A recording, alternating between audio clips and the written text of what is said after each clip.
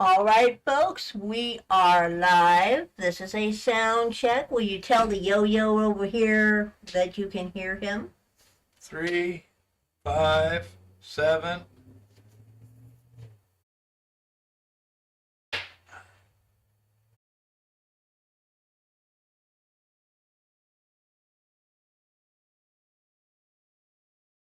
Oh, it was snowing earlier today. Oh, the excitement, the thrills. Oh,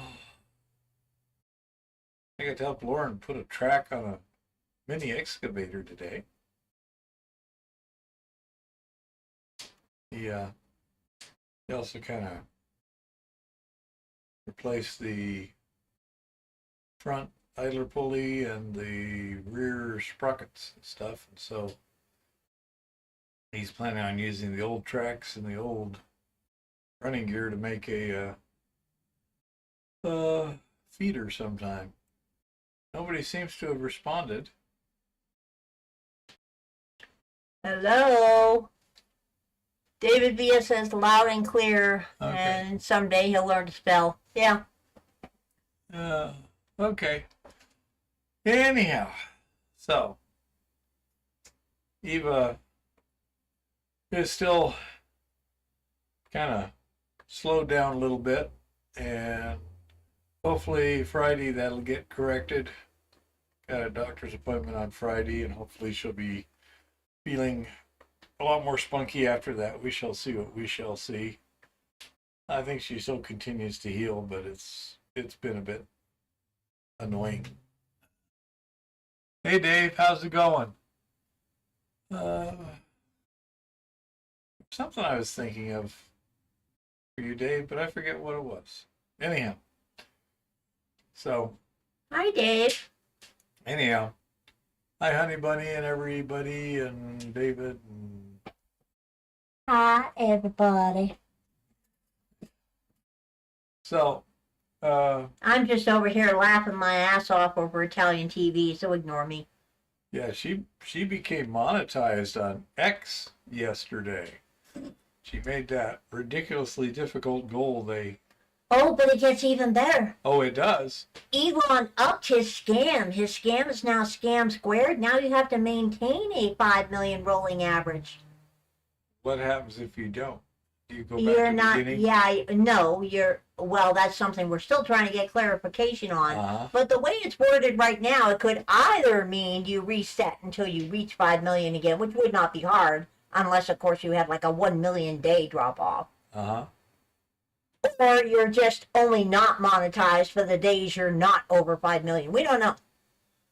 But yeah, in other words, Elon is set it up perfectly so that those Indian bot farms that are populating X with apples or oranges, pineapple on pizza, yay or nay, get to continue making their 15 cents an hour and nobody else gets to make shit. It's wonderful. Elon is so great at setting up scams. It's ridiculous. And you know, people actually think I'm going to let a fucking car salesman get the better of me? Oh, hell no. So, anyhow, her success hasn't gone to her head too much, I don't think. Oh, no. Not at all. On the other hand, I have been spending most of my efforts this week doing two things: smelting beads and working on my book.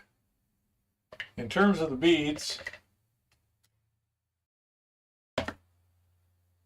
yesterday we finally got the final results from that resin stripping that we did, and there it is. That's about a 5-gram bead. Looking at the color, I would say probably about 3 grams of actual gold in there. Ooh, ah, that's good, wage slave.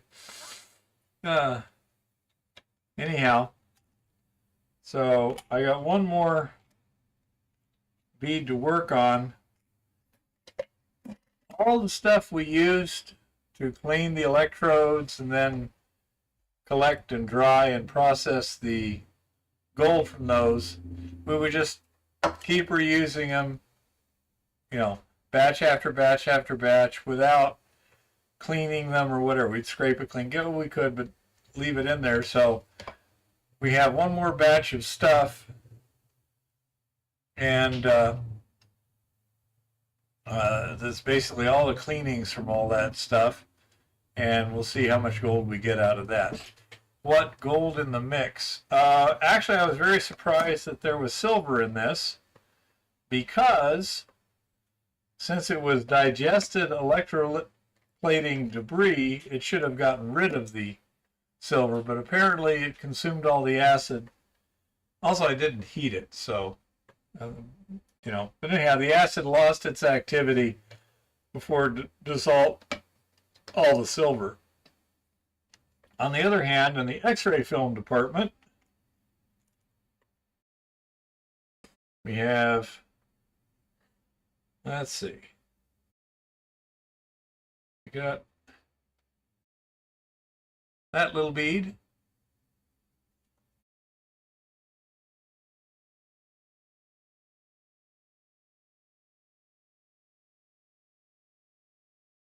That little bead. It might be those USB things over there. No, that's nothing to do with anything. Okay. Anyhow. So anyhow. So there's this one here. And this little odd looking one here. I cooked it a little too much. And that's what they call a sprout on the side there. Yeah. Yeah, because the outside of the bead cools and hardens first, and then the liquid inside, as the outside shrinks down, can squirt out. So that's what we got for silver so far. Now, we did find one provisionally interesting datum, besides just cleaning up samples we had, and that is that I had a 200 gram of film sample where yeah, exactly, Brian.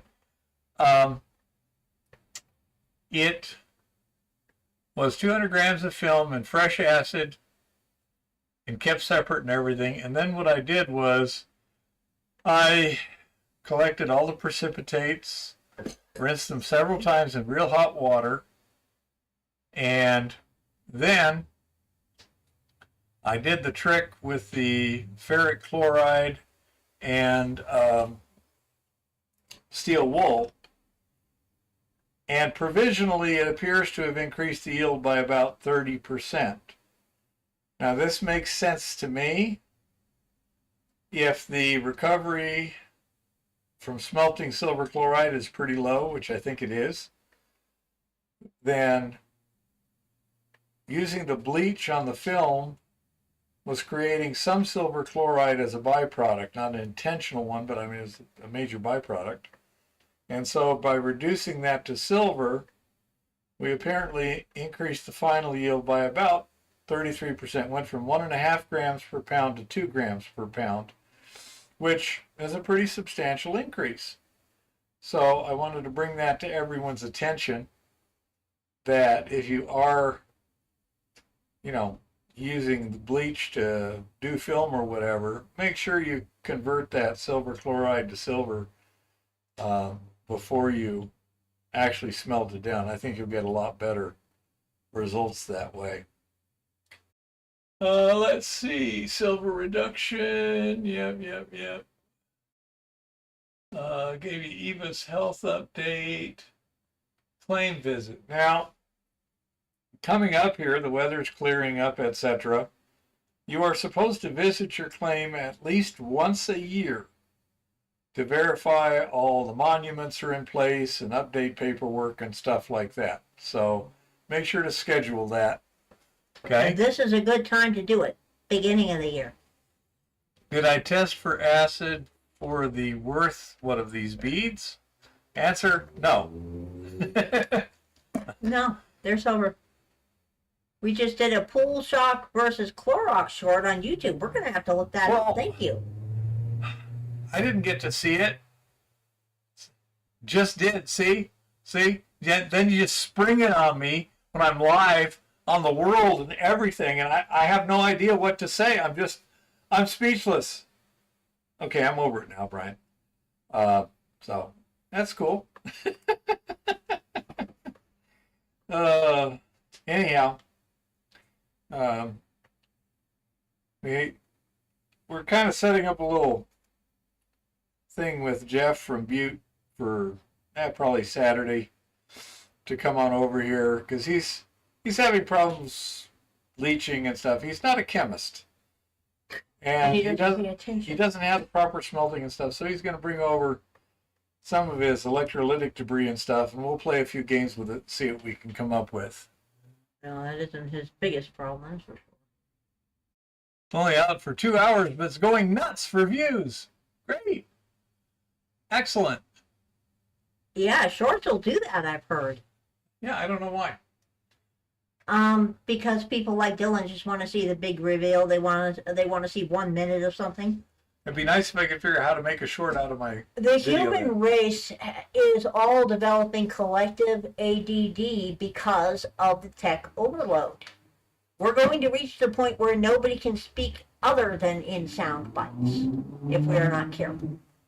Okay? Yeah. Emojis and sound bites will become the new language. Brian says X-ray videos are hot. Yeah, which means a lot of people are looking for X-ray film. Damn it! I want to ask our dentist if they. Well, why don't you put a link to mine on there? Huh? Well, I'll tell you. I'm thinking we should probably talk to the dental office and find out if they have X-ray film they want to get They rid have of. little ones though. They don't have the big stuff. Well, still, I mean, we get 400 pounds of little ones. It's the same as 400 pounds of big ones. I'm not And there's sure. a lot more ratio of developed to undeveloped on the tooth. I have no clue. But anyhow, so just to give you kind of an idea of the book I'm working on, it's trying to be written for basically anyone who's kind of curious in gold mining and focusing on the extractive metallurgy part, the milling. Lots of stuff out there on the mining part, how to find a gold mine, things like that. Almost nothing on milling. And you need a little bit more detail. So, Hi, Jean-Francois. Comment allez-vous? hi, Jean-Francois. Now, just to give you an idea, these two sheets here on the board are my generalized flow sheet. This one's the most complicated because it has 4 different colors of lines for various flows. And that gives you an idea, which every diamond there is a decision point where stuff can go different directions depending on testing. Okay? So, as I say, that's the initial one. And then over here in this corner, you have gravity supply. He says, très bien, merci. And this is the flow sheet for gravity concentrates, what you can do with them and stuff. And mind you, this is kind of a simplified version of the options. There's text that goes with this that describes each of these decision points and what to do, you know. But let's say that's kind of what I'm working on. It's probably around 40 pages at this point. We're using, what's the name of it? Notepad? Yeah. Okay, the free version of Notepad. I'm testing using plain water as a pre-treat for X-ray silver collection. Now that sounds interesting. Define pre-treat. Pre-treating the film? Or pre-treating the precipitates? Or what? I would definitely rinse the precipitates, but I would also reduce any silver chloride to silver before you do so. If you're talking about the film, I'm not sure what you're talking about, but how's it working out? So, anyhow, that just kind of gives an idea for those who haven't been in this feels very long. It can get a little complicated. Soak film in cool water for 24 hours. And what is that supposed to do? You just trying it out, Brian? Maybe loosen stuff up. I don't know. If the stuff gets wet and stays long enough wet, maybe I it don't will know. get jelly. Well, it's quite possible because I know that regular film negatives, if regular film negatives are sitting around in water for too long, they get all gel. I don't know. Sound It hydrates the gelatin. Yeah. Yeah. I don't know if that'll be a positive or negative. Be interesting to find out. It's certainly cheap to try. I like cheap to try. One of the differences between the small guy and the big guy is the big guy tries everything very carefully in a lab first and spends a lot of money. The small guy has to figure out a way to test it cheap.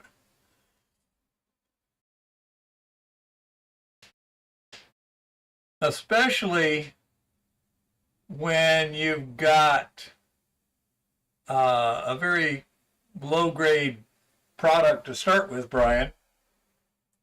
Say, but why don't you try too in your testing of what happens, the same amount of film treated the same way, but then the precipitates from one you just smelt, and the precipitates from the other you try and reduce the silver first. Well, Wade Slave says, what if you put it in a pressure cooker? Good question. Brian says he made a tool to do 10 x-rays at a time. Cool. Oh. I'm sure the pressure cooker would help, but the throughput and energy cost would be pretty high. That's all I can think of. I tried boiling water and it didn't really do too much.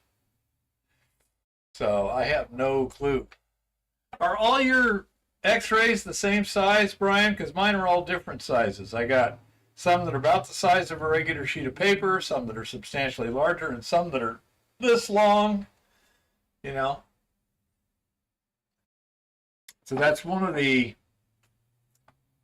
factors that I have to take into account. But yeah, double check me on the chloride conversion thing, because if that works, hey, 30% improvement in recovery for a minor cost. I mean, how much does what do you call it? Ferric chloride, and the ferric chloride you can probably reuse. Okay, you got ferric chloride and steel wool. And once you've reacted it, you get more ferric chloride. So if you just decant that and use that to prime the next batch, you should be able to, do pretty well. The steel wool is darn cheap. Shorten your attention span, even shorter, guys. Yeah, okay, sounds about right. Some have an extra hard coating, huh? But everything just goes through the shredder. I cut it up in strips and run them through the shredder, David. So it all winds up the same. Here, let me get a little.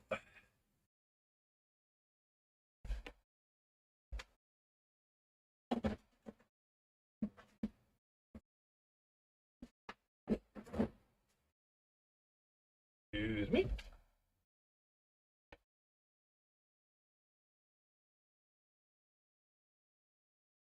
So that's how big the shreds are.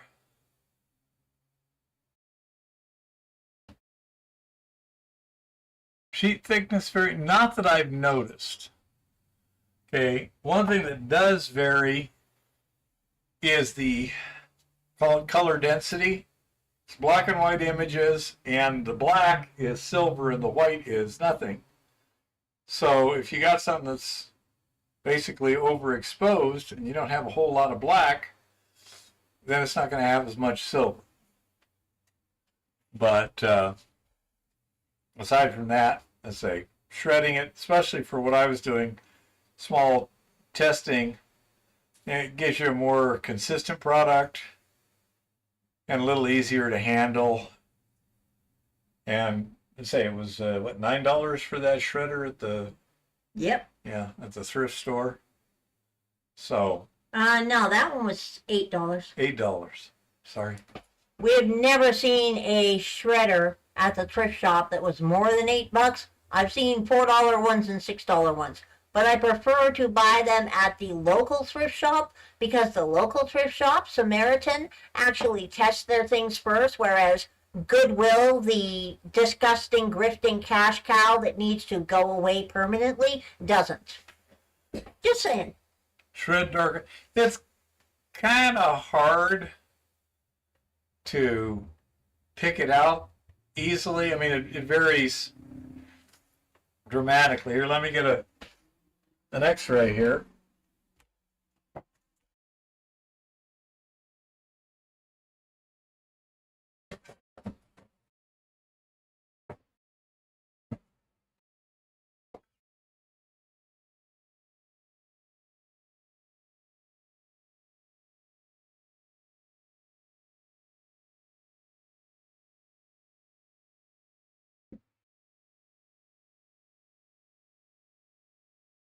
Getting an X-ray. Hold on, folks.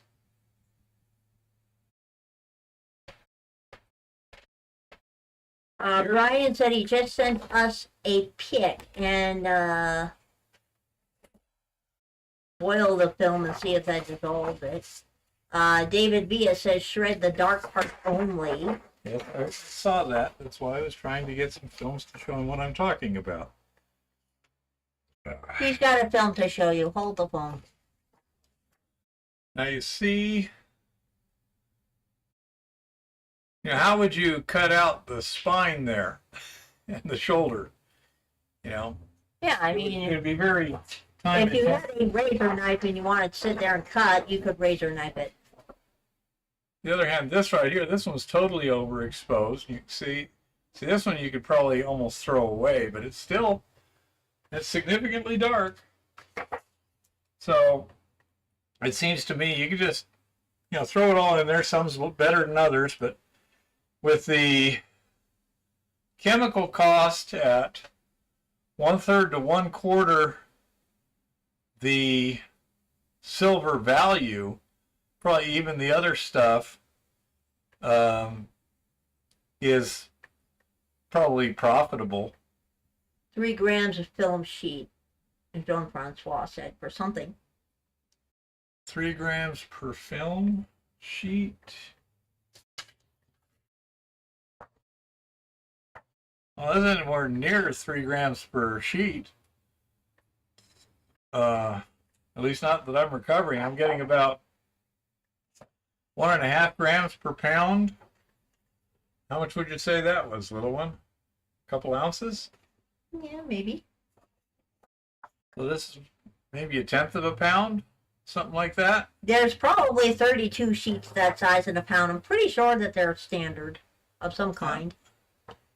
Generally has uniform silver density from brand new to processed, so as much silver all the way through. I don't think so. It starts out that way, but after developing, that's what the fixer does. It removes the silver, like right here. Jeez. Oh, you can see it. Right here, you see this? It's much lighter. That's because there's no real silver left there. The fixer has removed it all. This has less silver than this. I'm pretty sure. Oh, let me get these out of the way so it doesn't fall. She really doesn't need to trip. Yeah, I'm getting, what was that? About 2 grams. 2 grams per pound. So that would be 20 gram, basically 2/3 of an ounce per 10 pounds.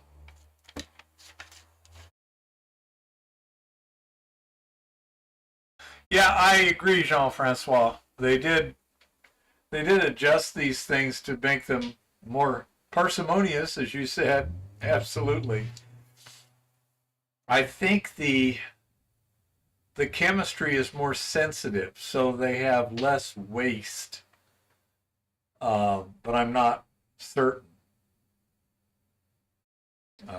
That's all I know is the results I've got. And right now, I'm getting between 15 and 20 grams per pound, per 10 pounds. Does the process leach silver? Nothing anymore. Not to my knowledge, honey bunny.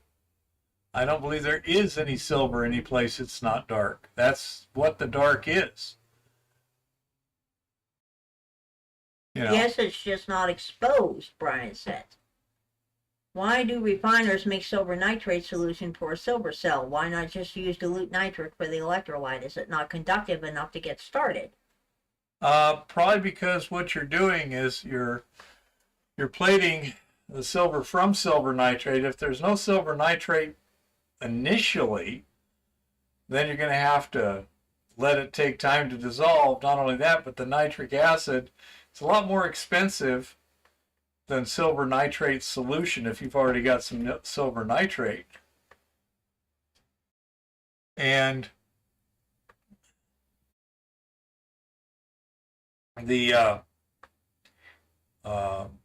so what you're trying to do is get silver nitrate going into and out of solution.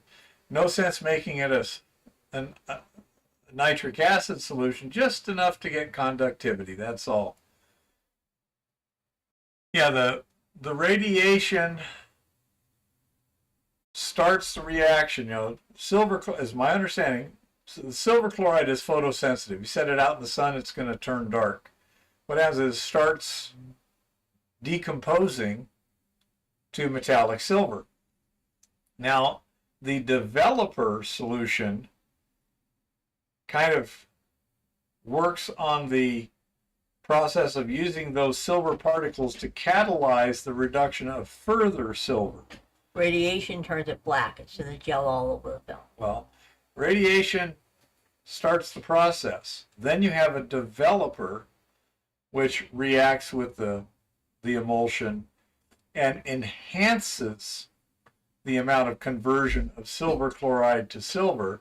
And then what they call the fixer removes all the excess silver chloride so that it can't change anymore. It's now fixed. And so I say, it's my understanding, the black is basically silver. It's real fine silver particles. That's why it's black. Where it's not black, the silver has been removed because it was silver chloride in that area, and that got dissolved by the fixer, which is sodium thiosulfate, I believe. Pretty sure on that, but not absolutely certain. And that's why, and Jean-Francois will tell you, they used to recover the silver out of the fixer solution a lot, didn't they, Jean-Francois? You know?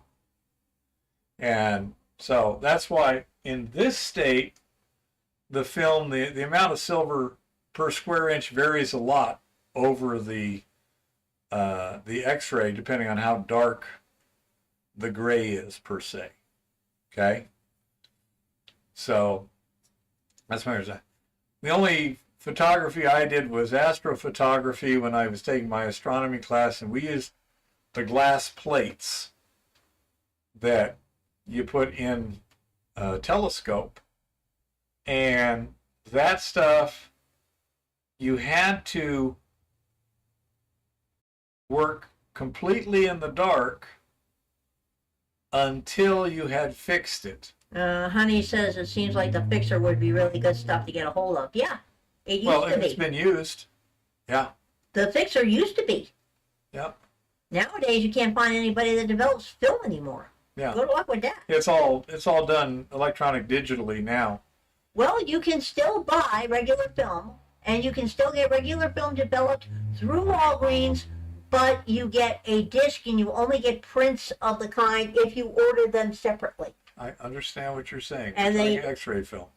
And color film has different chemistry. Yeah, color film does not count. You can still buy black and white film. Yeah. But anyhow, we actually use the emulsion-covered glass plates you know, the old school shit.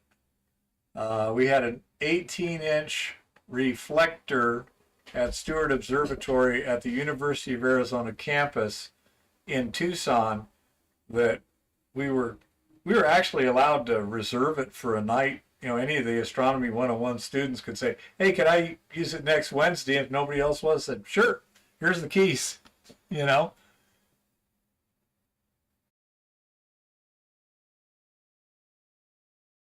Kodak provided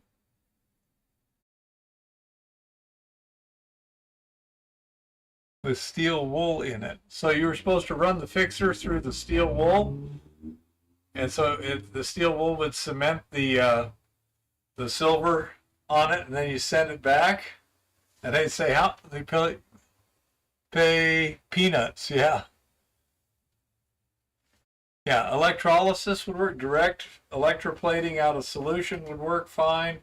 You could probably, you know, smelt down the steel wool too. You know, there's, you know, but that, yeah, sodium thiosulfate that fixer would just dissolve the excess silver chloride, and then you just take that right out of solution. It's pretty simple. The problem with the film is that's now silver and it's not terribly mobile. But we've had a lot of fun. You're on my back. Be careful. No, I'm not. I'm right next to it. No, you were right on it. Actually, that's why I moved it. Kodak is his ham radio call sign. I guess he figured I would know that, and I did because my dad did radio. Okay. So anyhow, I say that's kind of what's going on there. Again, I've been working on this book. I want to thank Eva for setting up the voice recognition. The dictation. It's not the same. It's voice to text. Yeah. Yeah. The cans were Kodak's property by contract. Wow. Well, that's nice. Tell them they're number one. I know how to buy steel wool. It's number one. Yep. So anyhow, yeah, so she Oh, hell yeah. got the voice to text stuff working on Notepad. Elon can go this way. Elon can sit and rotate. Made enough impressions yesterday to cover the next 2 days of stuff dropping off. So Elon can sit and rotate. GoPro. He's got something really big and tall to sit on too. Starship. But so Oh, did you hear? what? Ashley St. Clair put out a video that's all over X. She apparently is selling the Tesla Elon gave her because he chopped her child support like crazy over her baby. Who's Ashley Sinclair? One of his baby Ashley mamas? St. Clair worked for the Daily Wire, I believe, conservative chick on Reddit, on X, that conspired to sleep with Elon and have his baby. Yeah. And of course, you know, Elon will spread his semen just about anywhere. Hello, Sebastian. He says Lachlan? hello from the Lachlan Orogenic. Thanks for your panning videos. Oh, you are most welcome, Sebastian. Oh, tell us all about where you are. That sounds like an interesting place. Sounds like it's probably Scotland. Would be Yeah, it sounds like Scotland. I want to know where. In the British Isles. Yeah, I think so. Department of Financing. I don't think so. Doge. I think that's what Starlink is. Department of Financing for the Mars mission. But yeah, do you have any specific questions or anything, Sebastian? We're just kind of wandering a bit now because it's springtime now. I still can't get up in the field, so we're really not doing a whole bunch of field work and stuff. We're kind of cleaning up some loose ends and stuff.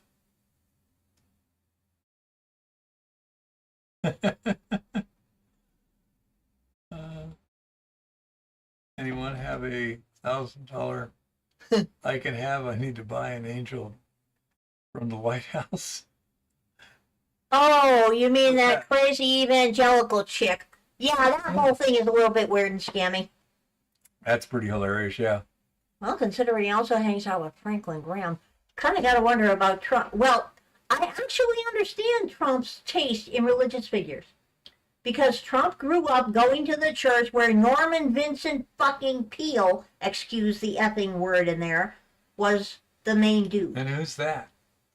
The power of positive thinking. Oh, okay. Norman Vincent Peale. Okay. Good grief, keep up with your 31 flavors of Christianity, dude. He's I can't. prosperity gospelist, amongst other people. I'm sorry, I'm not into that sort of thing there. But anyhow, so yeah, Lachlan, we're as you can see, we're just kind of banging around. The latest thing we've been doing is some experiments on X-ray film. Let's see if we can get to where you can even see what's on it. Yeah, maybe. Barely. But anyhow, X-ray film's got silver in it. And so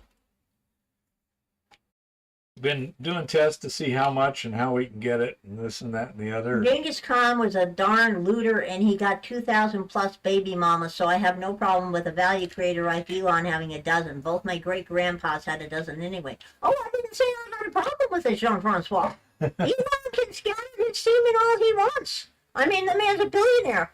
My problem is we only ever see one of his babies, baby X, okay? And X is a cute little kid, don't get me wrong. My question is, how good a father is Elon to the other dozen? Sorry, It's like somebody once said about King Solomon, who had like 900 wives. How good a husband was he when he got to number 899, okay? That's my problem. We don't need kids that are being raised by child support. We need kids that have active, present parents. Brian, the only way I know that Trump could legally get a third term is if we had a constitutional amendment, I believe. Yeah, because we have a constitutional amendment now that limits it. Because of Franklin Roosevelt. Mm-hmm.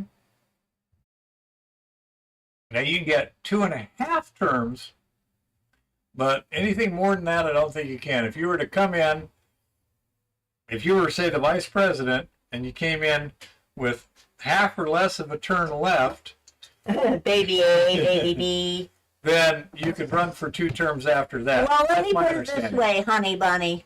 Ashley is supposedly selling that Tesla that Elon gave her because he's cut the child support for her baby, okay?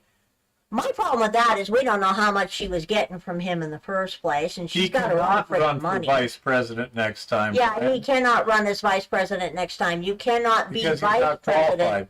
You can't even be in the chain of succession if you're not qualified. Exactly. I mean, he is disqualified at the end of this term. He cannot run for vice president. He can't be made Speaker of the House.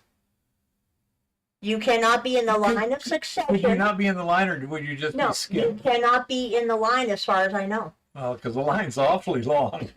They didn't want to take any chances with that. I'm not sure about that. But no, yeah, I say, it's just like Elon Musk could not run for vice president because he cannot become president because he's not a natural-born citizen. Therefore, he's disqualified from running for vice.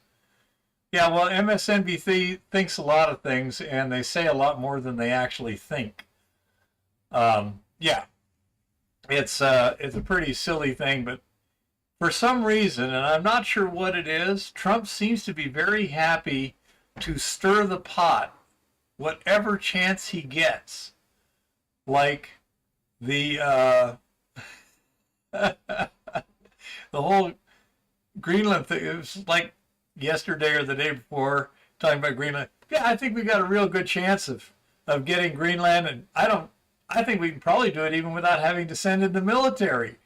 And it's like anyone in the United States would support him invading a peaceful country. I'm not going to do so. Well, I think you can be in the line. It just would be skip. We can look it up, Jeff, at some point, but I don't see it as a consideration because I think Trump is just stirring the pot. He's getting old and tired too. I think Trump right now, this is hard to explain, but this is Trump's way of throwing a temper tantrum. The man has had his wealth stripped from him. He's had 4 years of lawfare to deal with. He's had 4 years of people treating him like shit, going after his family, invading his wife's bedroom, and playing with her freaking underwear on the taxpayer's dollar. Right now, he is in a y'all F-aid, y'all are gonna F-O mood.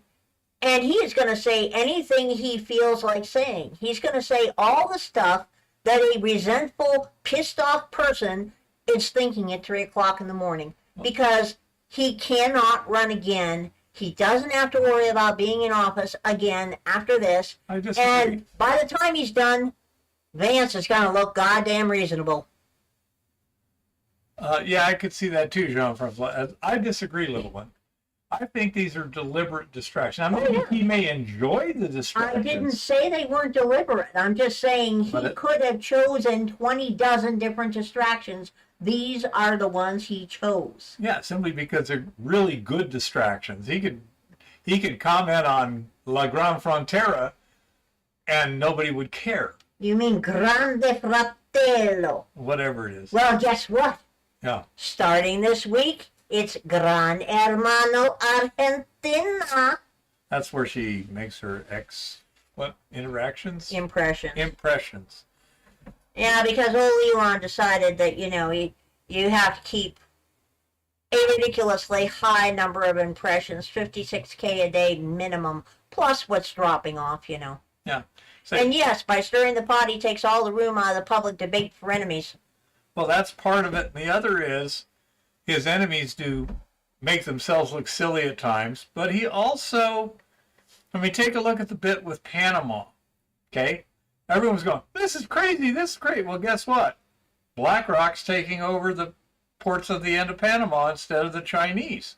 Now, admittedly, BlackRock's only a marginal improvement, but nevertheless, it's an improvement from having a geopolitical enemy controlling it. Same thing with the stuff he's talking in the Middle East and in Ukraine. I think that he's got purposes for what he's doing. Yeah. I don't know how good. I'm surprised. Now, BlackRock is way more evil than people think. BlackRock is bad news. Yeah, I agree. But and one thing that I'm thinking of is that, Robert Kennedy Jr. has got a free ride right now. Nobody's paying attention to him.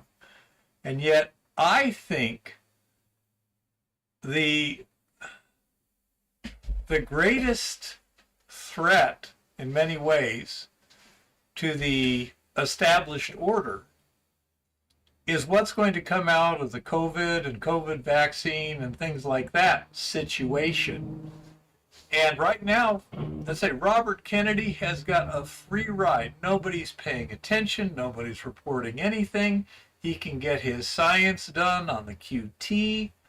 There's been a report this week from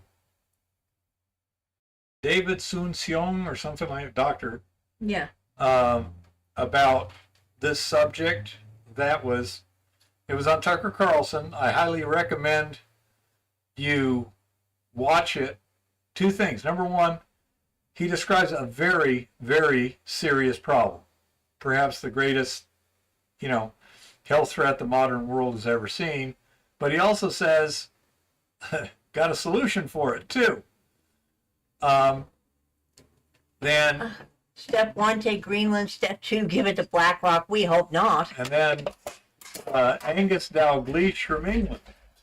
Same thing. We got real big problems here, but we got a solution to it. I will be right back. To And me, by the way, I don't necessarily think BlackRock is going to keep the Panama Canal. Something else is going on down there. Yeah, I'm not sure what's going on. But anyhow, to me, the whole subject has been a bit of a, yeah, I agree, Jean Francois. Um, the situation of the pandemic and responses and stuff,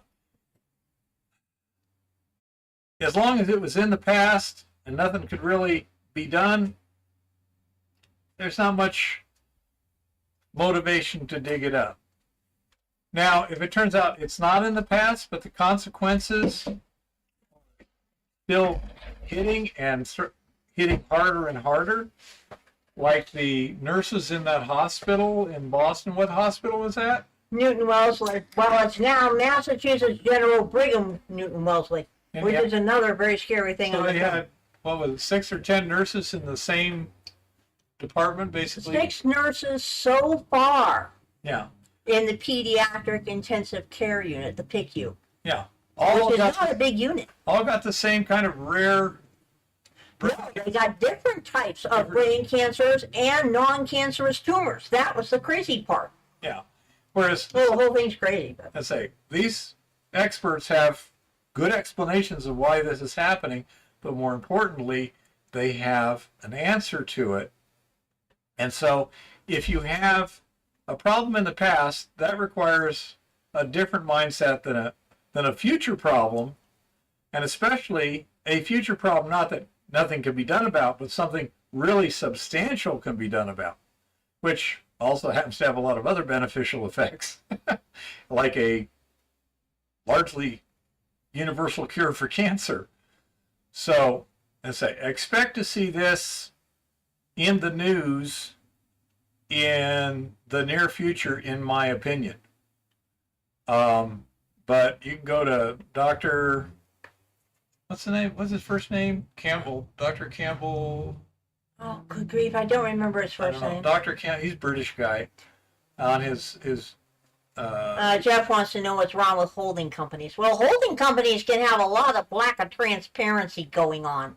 Yeah. That's one of the biggest problems with holding companies. Well, and the other biggest problem with holding companies is they tend to be corporate raiders and parasitic, amongst other things. Again, it depends on how they're holding, why they're holding, and what they're doing. If they want to come in and bleed companies dry, basically suck the blood out of them and then throw away the carcass, that's one thing. If they want to come in, buy companies with potential, hold them, provide capital, and grow them, that's a different situation.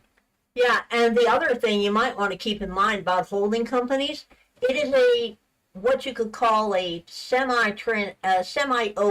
way of getting a functional monopoly going. The problem with BlackRock is they own just about everything. I mean, this is like the umbrella, literally like Umbrella Corp from Resident Evil here.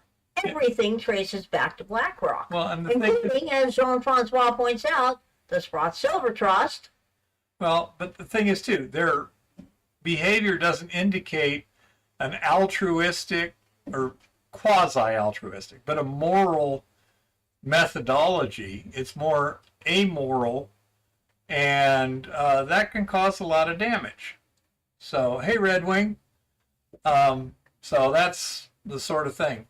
I mean, it's like a gun is not evil, but a gun can be used for evil. Same thing with a holding company, you know? So that's the thing. But as I say, keep an eye out. Tucker Carlson and Dr. Campbell, I forget what his first name is. Watch those news and see where you think this could have really profound societal effects, which profound societal effects have profound economic effects. But that's why I think this whole thing with Elon Musk, yeah, the left is upset because their gravy train's being choked off. They're going to get upset. But it's a great distraction from something really big. Yeah, John Campbell, absolutely wage slave. Yeah, Dr. John Campbell. So he put up one yesterday that was pretty good. He didn't actually interview the Dalglish, although he's had English Dalglish. Sandwich for them. This time, rinsed, roasted, or materials. Okay, let's see. Okay, I get it's a little quick on me here. Let me go back a little bit, Sebastian. Okay, I gotta get to work. I'm trying to get the gold cube again. This time, no surfactant and rinsed, roasted ore material to save the water quality. I would also regrind any roasted ore. Okay. Yeah, definitely regrind it. And I would use surfactant. Yeah, those sulfides are going to float like a son of a gun. Okay. You ever gonna, oh, Sebastian. Okay, she's talking to him. I agree. Dr. John Campbell seems that way too. This Dr. David Sun Seong, or whatever his name is, he also seemed like a very altruistic person. He spent $3 billion of his own money to address this problem that he saw, as he feels it, looming catastrophe. And he's basically trying to give away the solution to anyone who will really produce it. But if he gives it away, they can't make a super high profit either. So, as I say, we shall see what we shall see. Currently, he said he's in negotiations with the Indians. But yeah, to me, again, for the last 12 months, ever since the selection thing really heated up, it's like, that's, as, what's his name? Dr. McMillan, if he knows it, it's the elephant in the room. That's the phrase he created to get past the word censors. The elephant in the room, he was on Tucker Carlson, Honey Bunny, about 2 days ago. I think it's Dr. David Sun Seong. Yeah, look up Tucker Carlson. Tucker Carlson just interviewed him. The title is something like cancer is breaking out, cancer epidemic in young children, or something like that. Yeah.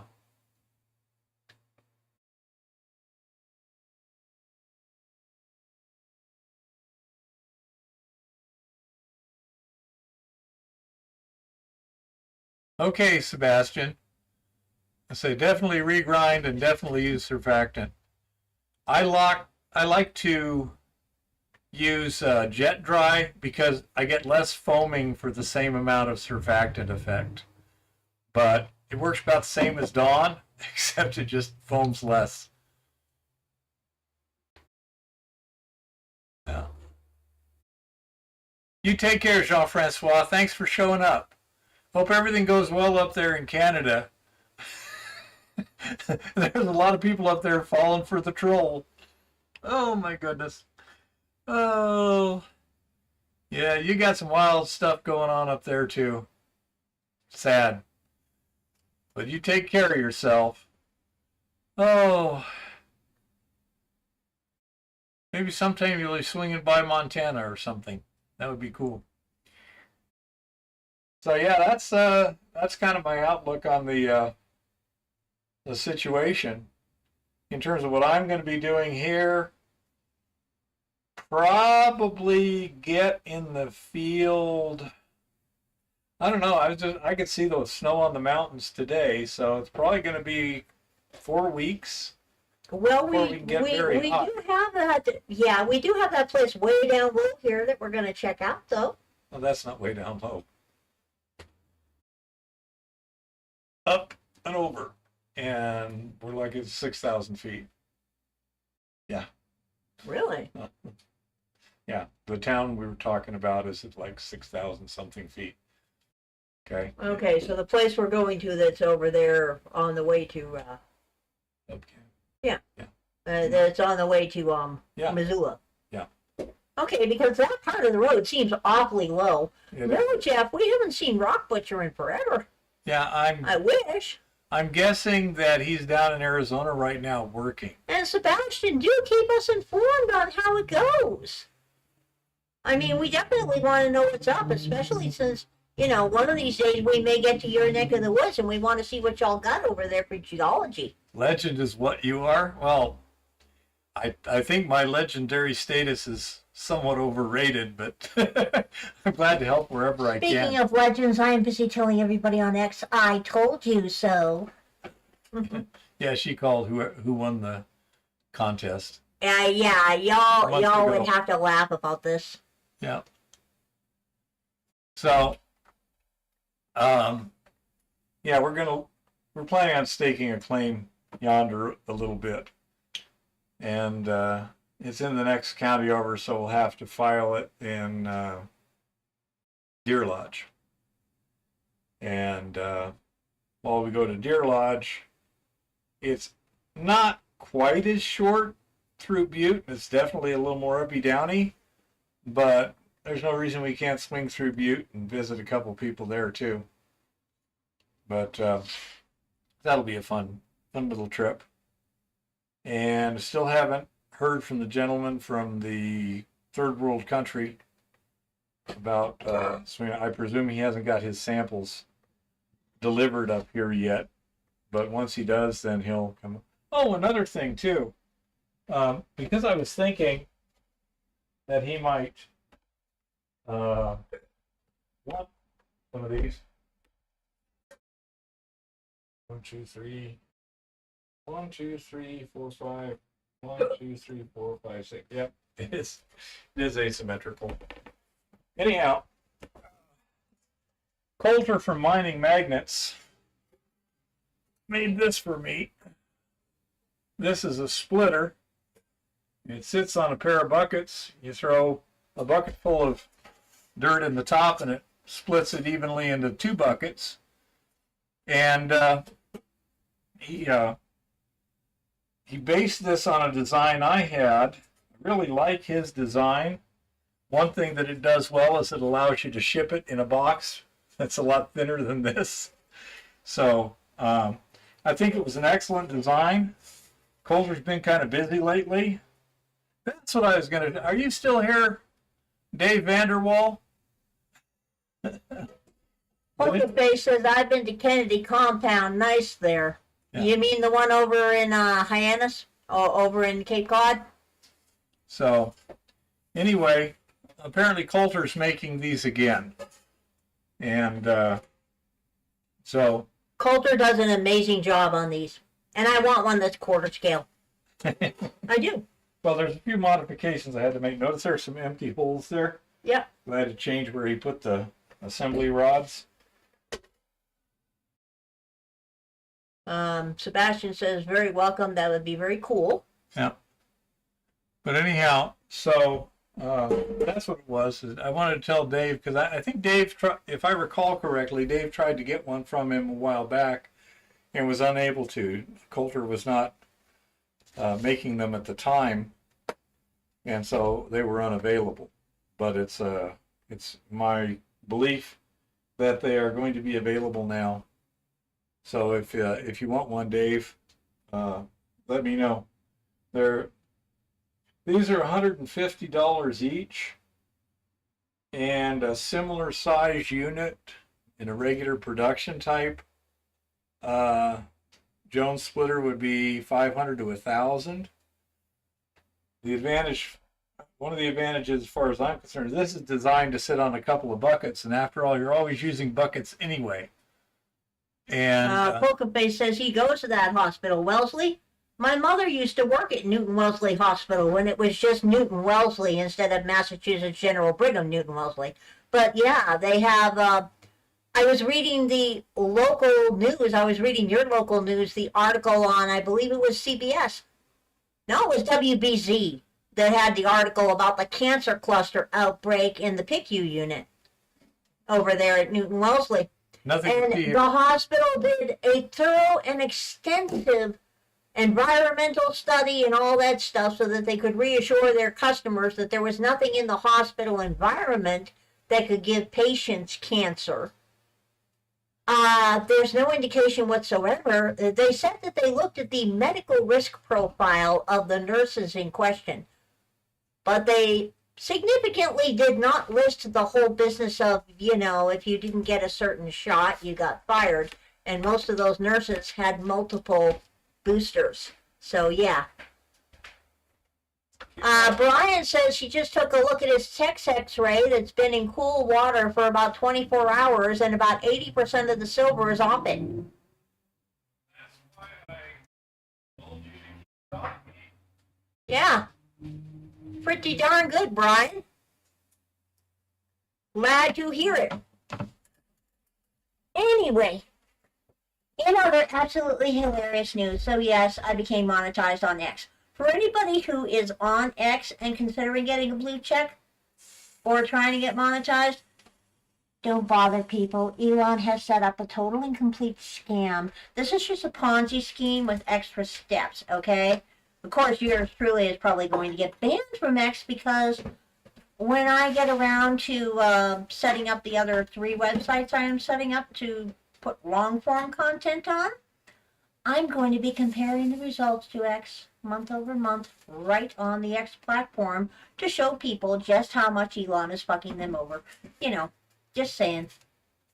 But that's how that went. So, anyway, I got my impressions by becoming an expert on Italian reality television.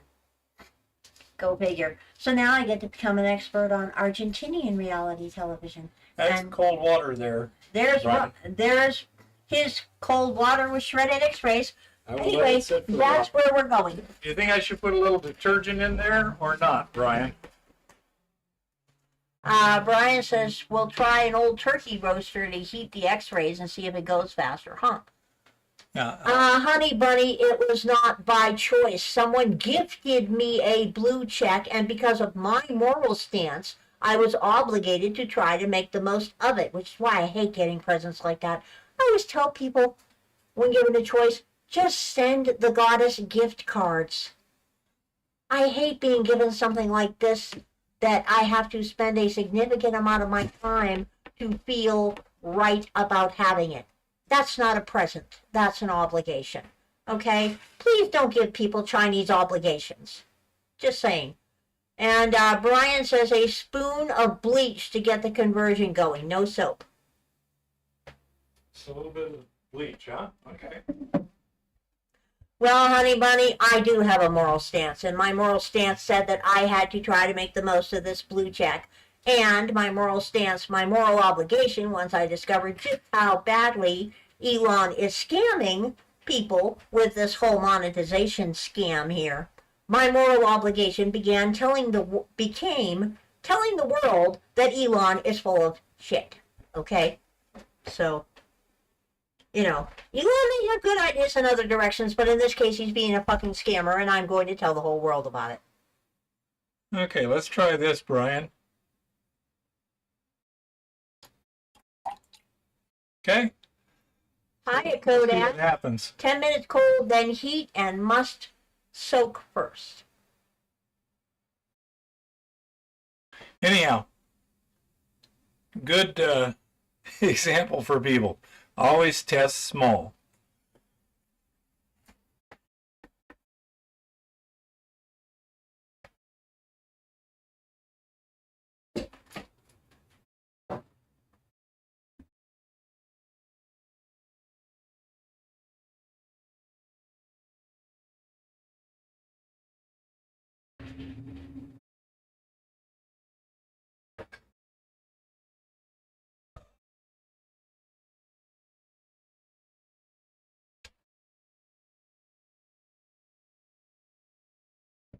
Anywho, Look at it tomorrow and heat it if needed. Okay, thank you. we'll see what happens. If no effort is required, then that has certain advantages. If it's slow, that has some serious disadvantages, but we'll see.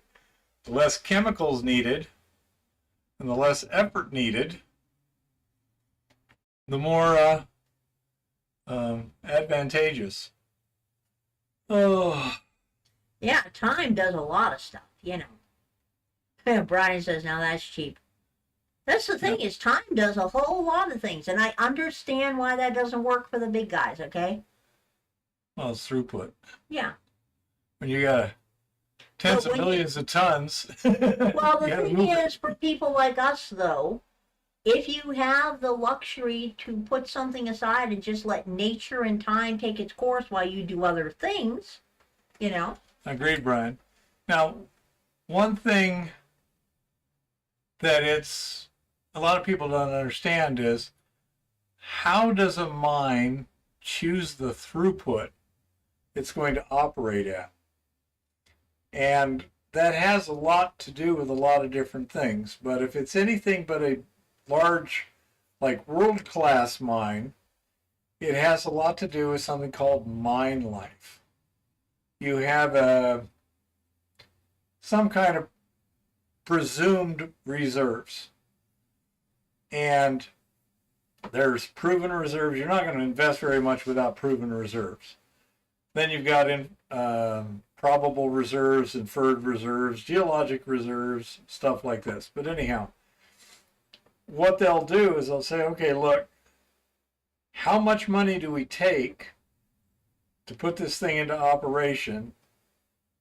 And how long does equipment last and things like this? For example, they usually think a haul truck will last about 5 years. Okay, that's its service life, or at least they used to. So they say, okay, so we're going to buy a fleet of haul trucks and a fleet of loading equipment, and the shovels are going to last 10 years, and the haul trucks are going to last 5 years, and we have a reserve that should last us, say, 10 years at a particular production rate, which is reasonable, under the circumstances. Then they say, well, we may choose a 10-year mine life. That'll give us, 2 sets of trucks we'll use up and 1 set of shovels and all this other stuff. And then we can get out. They don't want to, if it's not a gigantic deposit, which there are a number of, they want to get in, mine it, make their money before the market changes too much. Now, if it goes up on them, in other words, the price goes up, well, then they just extend the mine life. They start mining lower grade stuff. On the other hand, if the market stays kind of stable, then after 10 years, they don't care anymore. Have you drilled the... No, we haven't had anything of sufficient apparent value to drill, and all of the stuff, well, not all the stuff. There's one spot I'd like to punch some holes, but they're going to be long holes, like 500 feet, and so that's not going to be a little cheap drill. That's going to be serious drilling, and each one of those holes is going to cost, $5,000-$10,000. Poker says he wants to stake claims. Yeah. Well, if you're around Boston, that's going to be kind of hard. Everything over there is private property. Yeah. Yeah. And you can't do anything in New York. New York, I believe, is the only state that does not allow mineral rights to anybody. Yeah, I say Harbor Freight doesn't make drills that'll go 500 feet down, Brian. That's the issue. We haven't found anything that at this point that justified any drilling. The most likely thing we would do above hand sampling and hand trenching would be an excavator with a mini excavator. You could dig trenches up to about 10 feet deep, depending on how hard the material is. A big excavator, you can dig trenches, almost 20 feet deep. And so that, sort of thing works pretty well, but it requires something called permitting.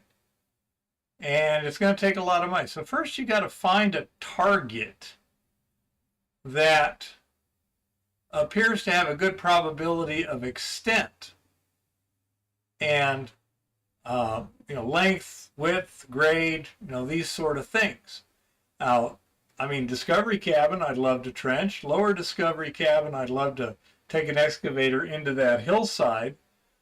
And that's on Forest Service land. That's going to be a lot of time in permitting and a lot of money in mobilization, especially that Lower Discovery Cabin. You need a big excavator for that. That's beyond the scope of a little mini excavator. Upper Discovery Cabin, you could probably get by with a mini excavator, although it would be, well, cumbersome is an interesting word, but yeah, who's paying for the 250 extensions and water jacketing system? Good question. well, not only that, but it's a small drill is not capable of turning that many extensions or delivering. When you're doing long holing, you've got a couple different ways of doing it. You can have a top hammer.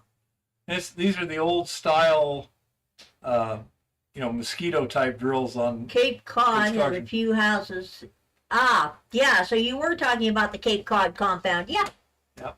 I've seen it before. I grew up in Massachusetts, Polka Face. Yeah, her son's in Boston right now. My son lives in Canton Junction. Yeah. But anyhow, so a top hammer drill can get maybe to 200 feet. It's got a big impact. It's just like a jackleg drill, but a much bigger hammer. And it's entirely possible, Kodak. It's going to be a little while. Those will reach it. I was drilling to 100 feet without too much problem. Okay. More than that would have been a little difficult. The next type of thing would be a down the hole drill, where basically you have a long skinny impact hammer, and that allows you to deliver the impact directly instead of through 100 feet, 200 feet of steel, which sucks up the impact. Polka Face says he wants one of those splitters. Yeah okay. I say it. If you're serious about that, email me and I can set it all up with Coulter. Okay. Drill a water well and collect the pines. Yes, you can. There's nothing wrong with that idea. Actually, I would do that here in Helena if I could. Yeah. Since we're sitting on Last Chance Gulch. Yeah.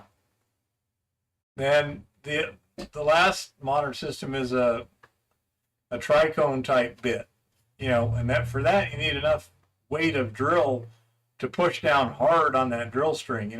40,000 pounds of down pressure and stuff.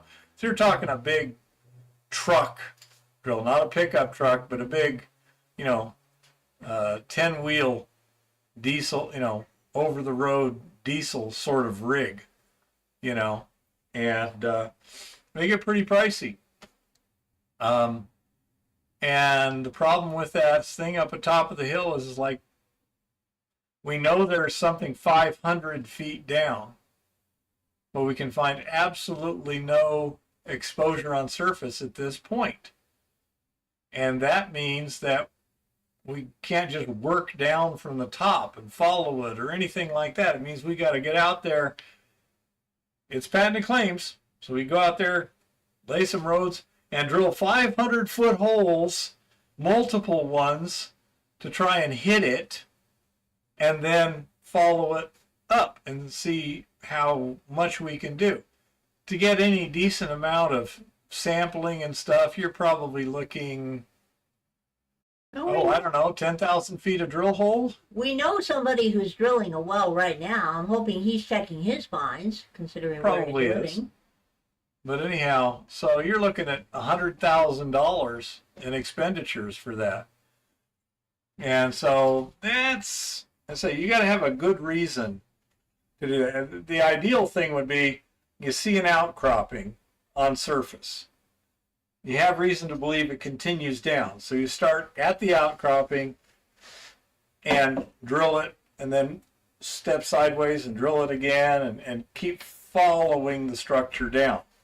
That way you've got a high probability that each hole is going to hit something. Okay? Whether it's something substantial, hard to tell. How about the Shaw backpack drill? Are they any good for 20? I do not know, Red Wing. I know they're not good for underground because they're gasoline driven and the carbon monoxide will kill you. You know, you have to have real good ventilation. You'd have to have hugely good ventilation for that. A jackleg drill can drill 20 to 30 feet. Okay? Brian says after the show he's going to boil an X-ray. Sounds like a plan. Yeah. Let me know how it works. I didn't have any results in any reasonable time on that, but I was only going for short times because I was looking for something that'll approach 10 seconds, which is what I already had. But yeah, 500 feet is a totally different thing. If you actually go to core drilling, yeah, now you're looking, I don't know, I wish Rock Butcher were here, but probably $50 to $100 a foot. It gets real expensive, millions of dollars pretty quickly. So again, it's much less risky if you got something on surface that you're following down.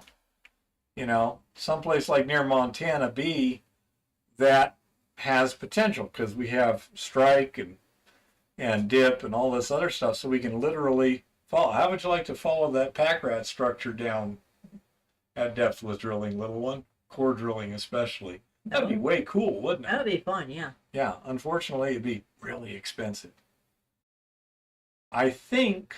Well, I would like to dig in. I would like to drill into or dig into that spot that I told you I was curious about. Yeah, I mean, there's lots of games that can be played if time and money are not an issue. That's the problem. Well, what's most important to me is us getting our own claim this year. Yeah, well, we're definitely going to get one there, but I think we're going to have a lot of interesting stuff this summer. Especially if silver keeps going up in price, because a lot, you know, there's several claims that were available right out there by Montana B that if silver stays at $35 an ounce would probably be worth it. I'm not sure those are on private or not. I know the ones you're talking, the ones just to the south there. Anything closer to the surface? Well, not up in At top of the hill, yeah, we got these holes in the ground that have dumps that have piles of quartz in places, but we can't find any quartz in the ground. Yeah, but the other thing that I'm looking at there is all of the mining maps associated with the major complex and structure in the area show that the entire structure is running about 500 feet below the top of the hill. Yeah, I mean, that's the thing. Why it doesn't come up that high, it's hard to tell. It could simply be as the solutions came up, they kind of petered out at that point, or at least they had precipitated, they dumped all of their values by that point, you know? So that's hard to tell. But again, it may be a gigantic world-class ore body 1,000 feet down. You know, how are you going to find out? Well, one thing you could do is geophysics. Again, that don't come cheap. Okay? I don't know if anyone's done geophysical surveying there, but you can go with magnetometer surveys. You can do induced, what do they call that? But anyhow, you induce an electric field. You stick electrodes in the ground and induce an electric field. Smart people do their math, and well, now they just punch it into a computer and come up with answers and see if there's something down there that indicates mineralization. Even hydrology and geology, such a magical equation. Yeah. But anyhow. That was my one question about the hydrology people over there in Billings, is I wonder what kind of information we could get from them that might be useful. I have no idea. And so that's the sort of thing where I know there's a relatively large mine within a mile that somebody is exploring right now. I mean, they were digging some pretty good holes with an excavator and this and that. It makes perfect sense because it was a pretty substantial mine in its day. Whether it continues in this direction, I don't know. there's a patented claim right in the middle of the unpatented claims that the principal has. That was pretty good. You know, the records are, it had some pretty good production. Unfortunately, we can't find anything on any of the other workings there. So it makes it very, very frustrating. Say, plus, we're looking and trying to find mineralized structures. And, well, I mean, the North Adit has something that looks like a mineralized structure. But oh, wow. Wage Slave says remote sensing from satellite data would help. Well, and Kodak says use the same gear they used to find the city under the pyramids. yeah. Well, the problem with remote sensing from the satellite is if you're talking multispectral imaging and stuff like this, again, you're looking at the surface. If you're using ground penetrating radar, you're looking 50 feet below the surface. You know, if you're using, I forget what the thing is, but the induced currents, you can go a lot deeper than that. If you're going magnetometer survey, you can go deeper than that. But again, the whole thing is, yeah, how many hundreds of thousands of dollars do you want to spend on a crapshoot with the odds at least 10 to 1 against you? Yeah, what float, Brian? That's the problem. We can't find any float. Yeah. We can find a few stockpiles next to some workings. When we go to the workings, we dig around the workings. We can't find any quartz in the bedrock. There is Where the hell did this literally stuff come no from? float, okay? Yeah, I have been all over that freaking hill. yeah, it's just crazy.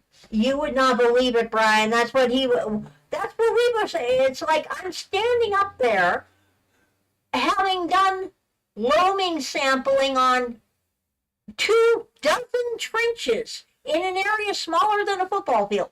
24 trenches in an area smaller than a football field. No float. No quartz anywhere. Yeah. Okay? We're talking seriously weird shit, okay? The disturbed area, we got a dozer dump that has chunks of quartz and some this big, you know? But nowhere in the ground can we find quartz in bedrock. You know, it's like, we can find some quartz, but it's in the decomposed stuff on top that's essentially soils. So, you know, how much, again, you know, you get a permit, give me $20,000, let me take a There is a excavator shaft? out there. No, not really. Yeah. Well, that's the one thing that I lower wonder about. discovery cabin there is. And the upper discovery cabin has a big, thick cable that was attached to a big, thick winch that was attached to the discovery cabin that How do we apparently know went it's a big, somewhere. thick winch? We didn't see any winch. We didn't see a winch, but it had to be something with that big cable, dude. That Dozer? cable... No, that cable went around the beam at the top of the freaking Yeah. cabin. Pulley, dozer, cable. You can do these things. I don't know. We don't. Well, at don't any have rate, much to tell. it's a huge, thick friggin' cable, and we don't know where the hell it goes. Yeah. I mean, Inch and a quarter, inch it and was a half inch and a cable. quarter, inch and a half cable. There was no sign of a shaft that supports this cable. There was no reason. And Yeah. down below at the lower discovery cabin, he got pictures of a big vault, a big room that is everything taken out was taken out horizontally. There's nothing vertically showing anywhere, and there's no quartz float anywhere. Period. There is no friggin' quartz. There was some on the dump itself. Yeah, there was no quartz anywhere in that hole. Okay, Brian? And then we go down to, what is it, M1? We go down there to one of the M's, Yeah, the that's- M1 or M2. That's the The one. on the- entire side of the freaking hill has been 300 running feet down the hill, and the hill across a ridge. across a ridge, Yeah. and the ridge is what, maybe 100 feet, 80 feet high? What, the slip face? Yeah, the slip no, face. No. 30 to 40 feet at max. 30 to 40 feet at max, 300 feet across the entire freaking wall, 200 feet. no structure. Yeah. And there's a few little small piles of quartz that are badly decomposed that were left behind by old timers. They did have gold in them. They did have gold in them. No quartz anywhere in the hill. An entire side of the hill has been sliced right the fuck off. And there is not a quartz vein even the size of my pinky finger. Yeah. So where the hell did that come from? And yeah, Kodak, that's my thought. Somebody put the quartz there to mess with us. I have often wondered about They that. moved a lot of rock to mess with us, too. I have often wondered. That's it. It's the sort of thing that if someone had a few tens of thousands of dollars and permitting, you could gather some real interesting information. We put forth a lot of effort, hand sampling, hand trenching, and stuff like that, trying to find the elusive quartz vein in place. So far, zero. Although there is a little bit at Lower Discovery Cabin, it looks like a structure there, but when I dug out and I actually got a breakthrough into the underground workings, which was way too sketchy to go through, but I put a camera in it, that tunnel is pretty wide. But it doesn't go anywhere, and there's no quartz in it. But it's wider than you needed simply to get past. I understand. Kind of, I understand that, but there wasn't even a hint of flatline structure left. We couldn't see. We couldn't dig into there. You know? Dude, even on a video camera, I can spot quartz 15 feet away in the dark. That's fine. It's covered with dust and stuff. I say, get in there. Hi, Lars. Look around. Fine. We can't get in there safely. There's just absolutely no way. You're not going in the upper. Suicide. You're not going in the upper either. Well, that one could be dug out pretty easy. We did find what appeared to be quartz in place there right at the very opening, remember? Absolutely, but you're not going in there. Yeah. So that could be dug out and just trenched the whole thing. That's close enough to surface we could play that game. You know?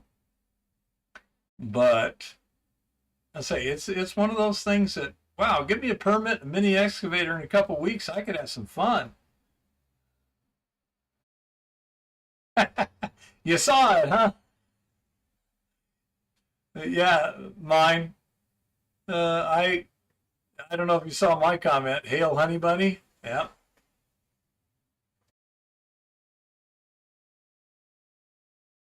Well, when you've got a dozer that pushed up 500 tons and you're digging through it, that's a heck of a plant. My guess is it might have been float from long, long ago that came down and was sitting there near surface. As they were digging, they see this and they decide they're going to scrape and find out where it's outcropping from, and it isn't outcropping. You know? Yeah, honey bunny. I said, hail, honey bunny, because there was a lot of honey bunny. I mean, a lot of hail. that was bigger hail, I think, than I've ever seen. Not gigantic, but I mean, it's good size hail. But yeah, there's a lot of stuff up there I would like to do. But I need permits and an excavator. You know, there's some stuff that's patented ground. If we could find something on patent, if the disturbed area was on patented ground, yeah. You know, get me an excavator up there, Mr. Claim Owner. You bet. We're going to have us some fun. But it's not. It's on Forest Service land. Anybody says she just looked and saw it. Yeah. But anyhow, so let's say we run into lots and lots of tantalizing hints. We've got dumps with anywhere from, well, I'd say the one at the Lower Discovery Cabin is easily over 1,000 tons. The one at the M2, that's several thousand tons of dumps. And again, could we find some quartz in place, please? Can we find any records? We found some records that there was a certain amount of production, but nothing at all says what? Gold in the dumps? Not really. Not in the non-quartz materials. Yeah, not in the non-quartz materials. In the non-quartz materials, it's bad. Yeah, the wall rock is crap. Yeah, the wall rock is crap. Yeah. Crapola. The times where we see little stockpiles of quartz or whatever, or see some quartz float on them? Yeah. Nothing's been extraordinary. Of course, you wouldn't expect extraordinary stuff to be left behind. There's lots of possibilities, honey bunny. Absolutely. There's loads of mines in this area in general. But let's say the spot we're looking at, say especially the disturbed area, it's frustrating as hell. I don't know how much stuff I've dug out looking. You know, they were trenching something here. I dig to the bottom of the trench. There's nothing there. What the hell? Why were they digging a trench here, for God's sakes? Oh, yeah. It's been extremely frustrating. But at least the company's nice and the weather was good up on top of that hill. You know, the general tilt for the area? Oh, yeah. I've got... What did you folks do to that Montana placer miner? I haven't seen him here for some time. Not sure which one you're talking about and have no clue. Are you Miner Jim, Miner Jim? Yeah, we haven't seen Miner Jim in forever. Yeah. He was working on a project last summer, and I saw him a couple of times just doing this and that and that. He's just kind of dropped off the planet as far as I can tell. I don't know what's going on or what's the tilt.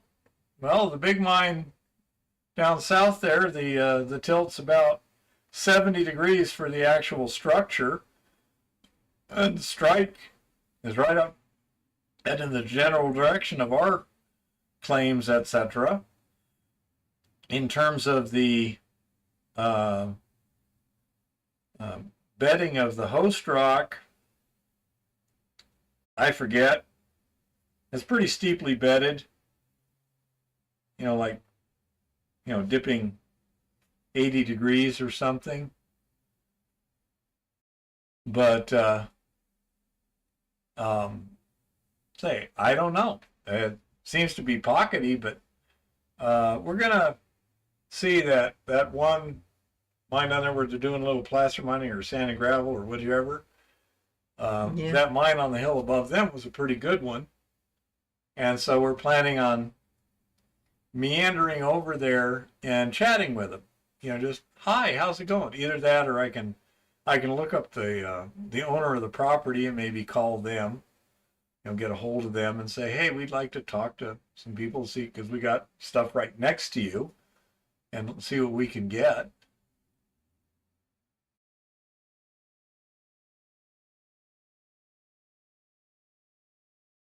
Yeah, well, it's half a mile, Brian. That's quite a ways. Yeah. So there's which pit? Which vein? When I say there's a lot of mines, I mean a lot of mines. Yeah, it's pretty hilarious. So, I say it's one. I was looking last night, little one, the one mine that was on that sheet of paper about the milling company. Yeah. One is across the main road on the other side of the main drainage that goes through there, the one that goes over the pass and back down. It's on the far side of that. The other one is more towards the butte, you know. Ah, interesting. Oh yeah, I say there's mines all over the place. Well, if those are, we need to find out if those areas are unclaimed, but It's on the list. Yeah, I need you to help me go through the BLM records. You were watching that guy over at Butte and dealing with the no, about 800 feet deep, Brian, but the top 300 was not. The reason they found it was because it outcropped on the side of the hill. Okay, and so they went in from there, but it doesn't outcrop on the top of the hill. So even though the the dip or the negative dip goes up, it should be outcropping. It does not. You know, And the mine that's underneath the patent claims we're working with, if the same dip occurred, then it should outcrop on the in the area that we've looked at. I mean, we've walked that area very carefully. Can't find squat. So the assumption is it doesn't come up that high. Whether it's been sheared off or whether it just never made it up that high, I don't know. Really have no idea. Again, it'd be nice to have a little bit more information. But that's why we were looking in the records and stuff. Can't find anything of any substance. We found a little bit more information, but not much. Very, very, very frustrating. And so I'm not sure exactly what to do at this point with respect to all that. But my next thing would be to try and get the BLM records on all the claims in that area and stuff, and then also talk to those people that have that placer operation there, because they've got a really good hard rock mine. For all I know, they might be going, well, we got this hard rock mine and we don't know how to do. You want to work a deal on that? I have no clue. Okay?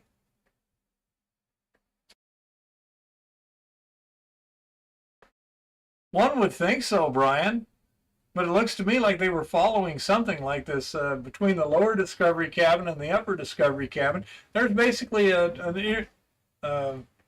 do you call it? Intermittent trench all the way up the hill. Like they were, yeah, there's the structure here.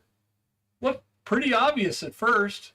Nowhere when you dig in that trench do you hit any quartz. And nothing but the quartz seems to have any gold in it. Yeah, I mean, it looked so obvious to start with, but it's not there. You know? I say, I really have no idea. I'd love to get into that lower discovery cab and add it, but in order to do it safely, you're going to have to take equipment down there and rip off the side of the hill to the point where you get to good solid rock. And then it wouldn't hurt to throw in a culvert for security and ventilation, you know? We've been doing it, Brian. We spent weeks up there walking and checking. I mean, literally hiking and hiking and hiking. You know? Whenever we see a little divot in the hillside, one would presume that the old timers, whenever they dig a little hole, there's a reason for that. You know? But, we haven't found anything of any substance, even when they dug some pretty damn good sized trenches. I mean, some good sized trenches. And get in there, start digging in the bottom, nothing. Oh, we've sampled the best looking stuff. It's like, well, here looks like a mineralized zone. Let's sample that. And it's like, yeah, good luck. I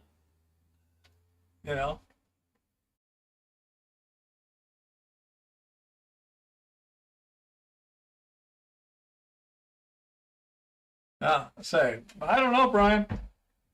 So I'm hoping that Jeff Kablock will have some lot easier stuff to work on this summer. He'll be up here relatively soon, a couple of months, and he's got mines that he's sampled and this and that. We should have some interesting possibilities there. We got a guy that says he's got some good stuff down near Virginia City. Yeah, I believe so. Alder Creek.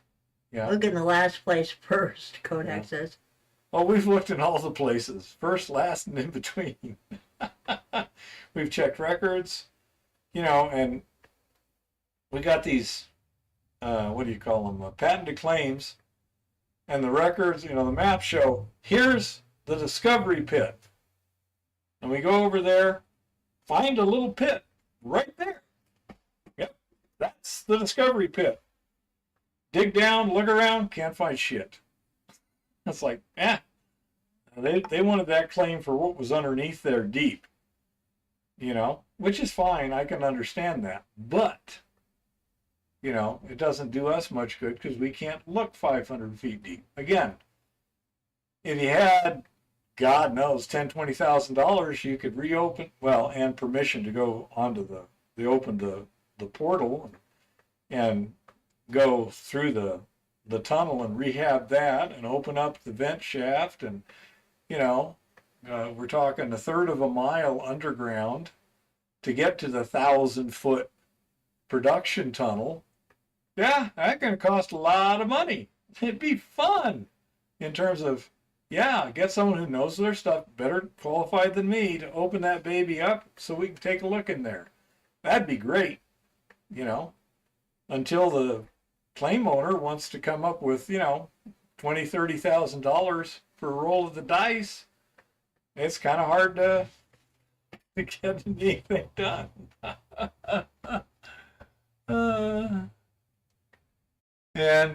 So that's basically where we're at on that. And Montana B, we need to do a little cleanup there and sample below the 40-foot level. And that, could be relatively interesting. But again, it's a crapshoot.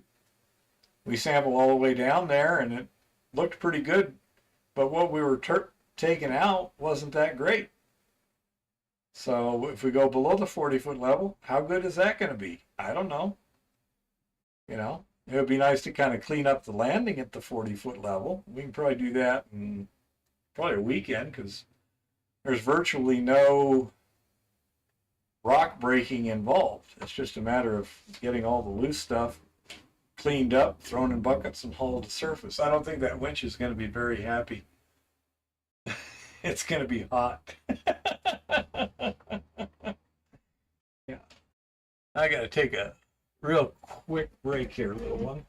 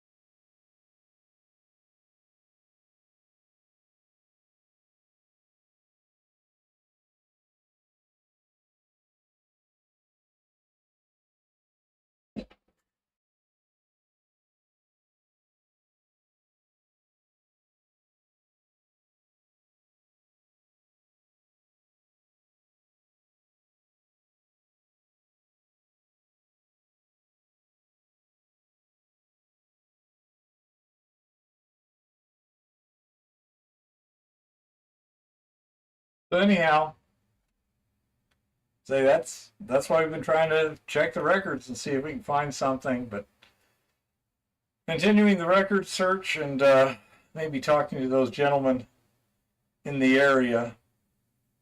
The most productive thing I think we can do right now. We got ore stockpiled out at the mill. We got probably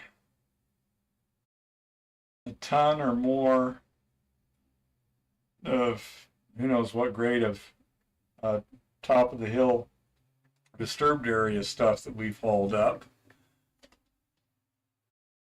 Chris has had some health problems recently, so he's usually not on. He was here a couple weeks ago, though. And aside from that, he's doing okay as far as I know. We got a couple tons of coarse rock from Montana bee sitting over there at the mill that we could crush and process. So we got some stuff we can start doing there. Oh, take a look at one of my newest creations.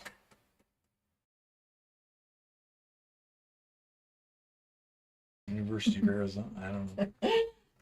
But he's blind. It is a cowboy cat riding a steampunk horse. yeah. Okay? For anybody who's University of curious. Arizona is the Wildcats. See what I'm saying? Uh-huh. Yeah, whatever. But anyhow. Dude, you're obviously demented. Well, you married me. What does that say about you? Huh? Says I was looking for a guy that would be 51st dates territory in a few years. So when you get pissed off at me, all I have to do is hide for a half an hour and you'll forget. Yeah. So anyhow, that's what we got for those projects. We got one claim to stake for our personal selves.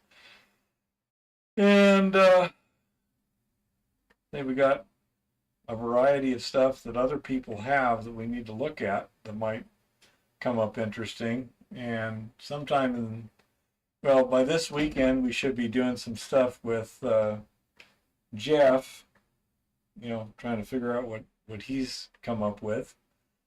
And then we got the guy from the third world country who's got a mine down there. And that one's profitable even with what they're doing right now. We're trying to see if we can make it more efficient and more profitable.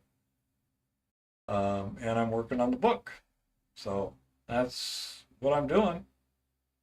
And we got one more gold sample to smelt into a bead. And then we're probably going to combine the beads and give it to the claim owner there.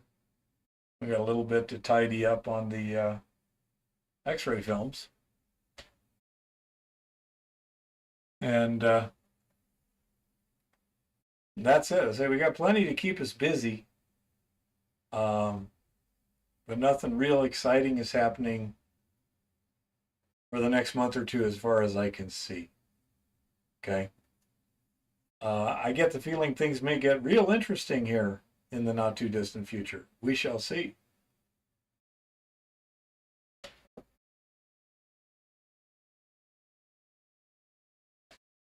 Yeah, it was snowing here today too, Kodak. Don't know what's happening right now, but it's right at that temperature break between snow and rain. But we haven't been getting a lot of precipitation either. I was out at the mill a couple days ago and put in a siphon hose to siphon off the precipitation off the top of the pond cover and pad cover sort of thing. So right here, we haven't gotten enough to really make a difference. The stuff that'll evaporate real quick. What happened up there, I don't know. We'll check it out in the next week or so. Right now, major concern basically is taking care of Eva, getting the book done, and doing things as they come up, sort of stuff. So that's basically it. And yeah, I'm real happy with the way the book is going, but it's got a lot of work to do to come up with something I'll be really happy with. But it's frustrating. This chick here, she'll just sit there and write, and it's done.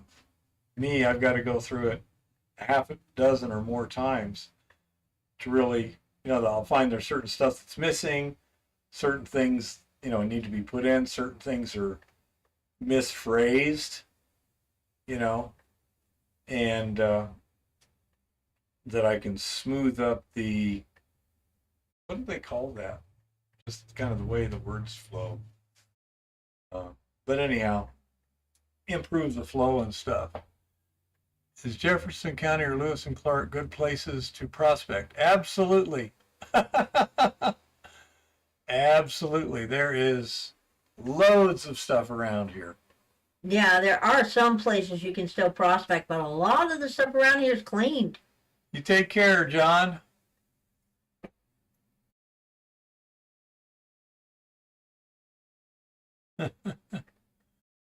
Well, I don't think that'll be too much of a problem, Honey Bunny, because technical writing is a little different than,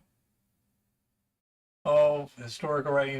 There's not a whole lot of opinion when you're saying, well, you got to do the test to figure out what it's going to be. I mean, like, for example, in this particular diagram here, decision point A, this is where you have to start. You have to assay the rock, do a mineral liberation study, a gravity separation study, a leach test, and a multi-element analysis. From those tests, it can go here or here, and then this is low grade, this is a low grade, different possibilities depending upon what the test results come. This is mid grade, this is high grade, mid grade, high grade, keep going. This is the jaw crusher, this is fine grinding. This is your lowest grade, and it goes to this decision point. Do you just jaw crush? Do you send it to the pad? Do you jaw crush it, send it to the pad? Do you jaw crush it, grind it, and send it to the pad? What do you do? And so, say it's a little complex, and I have to write it so that somebody who's basically intelligent but not skilled at all or knowledgeable to be able to figure it out. That gets to be a little bit challenging, but that's okay. Well, in that case, I just tell them to, when they find it, show it to me. Yep. I've learned I can't please everybody, so I don't worry. If I've done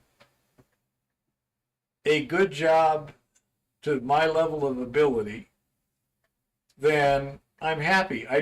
You may have noticed I don't overpromise. I don't say I'm super duper great at anything in particular, except making kettle corn. But we all know you're the best ever when it comes to I'm not the best ever. Okay? Randy's a little faster. But, Well, if certain people would have listened to you. But anyhow. Like, I can't say anything because nobody ever listens to me either. Let's say this here, for example, is the diagram on concentrates. The concentrates come here. First decision point is, do you ship it out of the country or do you process it locally? Depending on security, tax things, and stuff like, I know in Mexico, you used to be able to ship concentrates out of the country, but you couldn't ship gold out of the country. Okay? So, in a case like that, it might be advantageous to ship it out of the country before you start the final processing over here. And options for final processing of the concentrates is these 5 here. You can smelt it to doré, possibly, depending on how rich it was. Sell to a refiner directly, depending upon the situation. You can reconcentrate it to get a super concentrate that you might sell to a refiner or smelt to doré. You could pre-treat it before reconcentrating it, or you could possibly leach it, or you could pre-treat it before leaching it. And if you do reconcentrate it, the tailings from the reconcentration become what I call super tailings, and you go right back up to this point again. Start the whole decision-making process again. Okay? So I could smuggle the pure gold. Yeah, you probably could. On the other hand, it's nice if you don't have to. Because again, in certain cases, you can just ship it out as a concentrate. It might be 10% gold. It might be very easy to do the final concentration somewhere else. You might also be in a situation, let's suppose you're in a third world country where you got people getting paid $10, $20 a day, and you're producing, well, let's say 10 ounces a week, okay, with 10 guys. So that's $30,000 a week, and divided by 10, so $3,000 per person, and they're making $10 to $20. So at $20, 3,000 divided by 20. Okay, so every week you're making 150 days pay for everybody. You know, would that be tempting to steal some? Yep. If you got 10 guys, is there at least one of them that'd be perfectly happy to steal it? Yep. If you got 10 guys in a third world country, would you likely have one person or somebody around one of those people that would be happy to rob you for it? Highly possible. You know, these are serious real life considerations you have to think about. You know, suppose my favorite, you know, is the hybrid thing where you're doing like a sluice with your ground door before it goes into an agitation tank. Okay?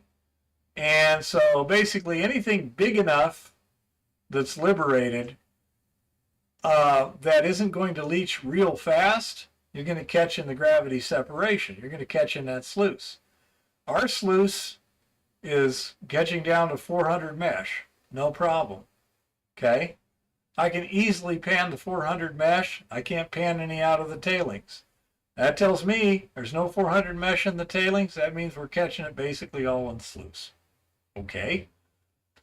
Anything under 400 mesh, that's going to dissolve pretty rapidly in the leach. So we're going to get real high percentage recoveries. And it's going to be fairly simple and straightforward. When you got people with like shaking tables and that's their only method of recovery,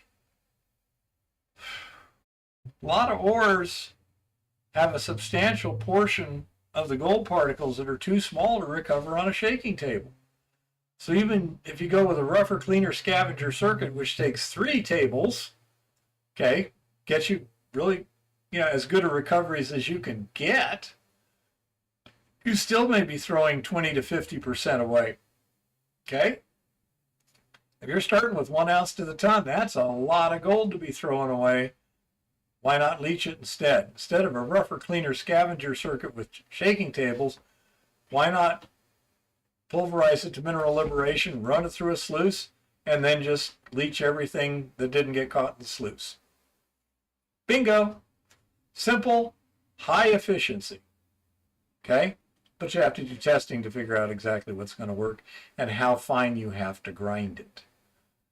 That's one of the things too. Another thing is, this guy's going to be bringing me some stuff that they're using a ball mill. And that has a different method of crushing the rock. Basically, it's getting hammered between balls. So it's basically 2 steel balls hitting each other, and that tends to turn the gold particles into flakes. We're using an impact mill, and as they bounce around inside the impact mill, it tends to take any irregular piece of gold and kind of ball it up. Okay? So ours gets more easily extracted by gravity, whereas a ball mill makes it less easily extracted by gravity, but it also makes it a little faster dissolving by a leach solution. So if you're planning on leaching it, use a ball mill and run it through, again, something as simple as a sluice, because all you care about is getting the particles that are too big to leach. You know, that 20 to 30% you miss because the leaching isn't going to dissolve them in time. Well, that's what you get with a simple gravity separation. Between the two, it becomes a lot easier to get high recoveries. Have you ever seen direct Direct smelt ore. No, I have not. I've seen some samples, when people have specimens that would be direct smelt. My brother sent me a picture. Can you find that one little one on the mail? I don't think so, hon. Okay. So I'm trying to do something right now. I know you're trying to do something. Let me look. Okay, Randy. Good grief. What did you... Oh, go away. All right, let me see. You want me to find something your brother Randy sent you? Yeah, it'd be Wild West Kettle Corn.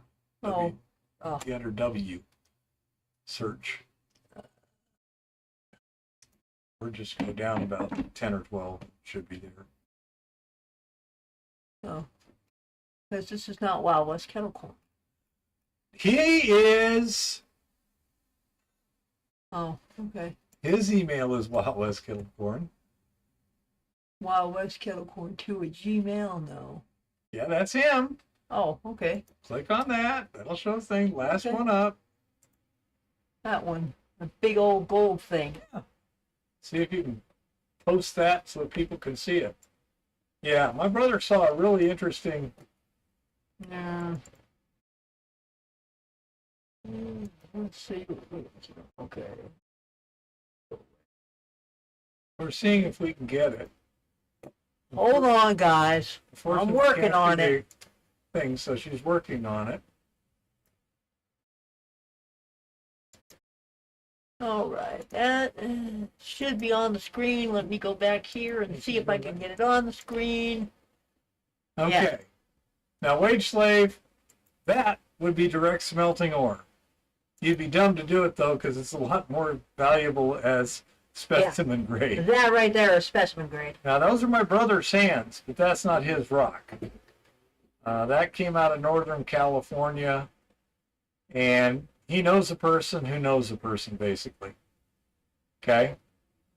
And that is some good shit. That's about as good as I've seen in a rock.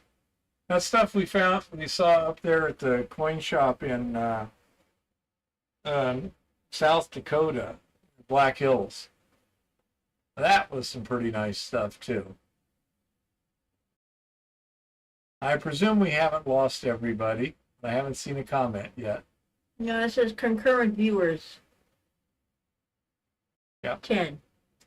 Yeah, if somebody wants to comment, we'd like to see a comment here. Can you comment right now? Are you guys hearing us, seeing the picture that you just posted?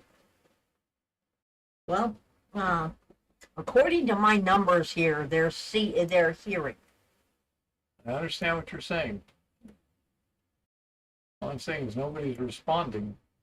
Yeah, you guys are not making any, Not getting any chat.